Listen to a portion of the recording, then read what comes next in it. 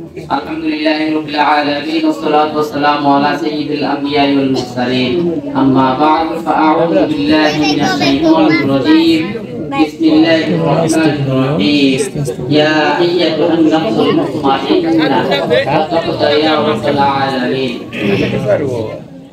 আলহামদুলিল্লাহ, আল্লাহ তাআলার অসংখ্য শুকরিয়া যে মহান রব্বুল আলামিন আমাদের সবাইকে অত্যন্ত দয়া করে মায়া করে মহব্বত করে সম্পূর্ণ সুযোগ করে দিয়েছেন যে আমরা দীর্ঘ একটি মাস সিয়াম সাধনার পর পবিত্র ঈদুল ফিতরে সমবেত হতে পারলাম এবং আল্লাহ তাআলার হুকুম পালন করার জন্য ঈদুল ফিতরের ওয়াজিব নামাজ আদায় করার উদ্দেশ্যে আল্লাহ তাআলা আমাদের সবাইকে বিভিন্ন জায়গা থেকে বিভিন্ন মহল্লা থেকে সমবেত হওয়ার তৌফিক দিয়েছেন। সেজন্য আল্লাহ তাআলার দরবারে শুকরিয়া অন্তর থেকে শুকরগুজার করি আলহামদুলিল্লাহ।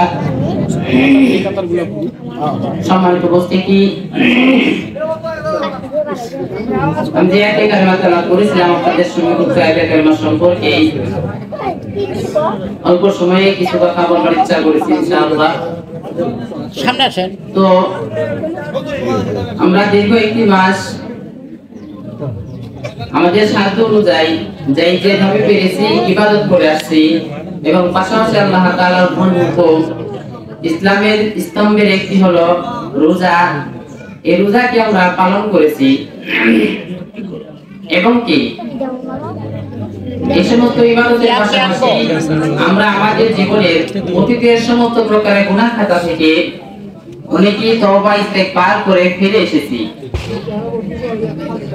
যে রোজার খাতিরে পবিত্র মাহে রমাদানুল মুবারকের খাতিরে অনেক মানুষ এরকম ভাবে বিভিন্ন গুনাহ থেকে দূরে সরে যায় এবং গুনাহকে পরিহার করে সেরকম ভাবে তার জীবনকে পবিত্রকরণ করার উদ্দেশ্যে পবিত্রকরণ করার জন্য আল্লাহ তাআলার দরবারে তওবা করে ইস্তেগফার করে।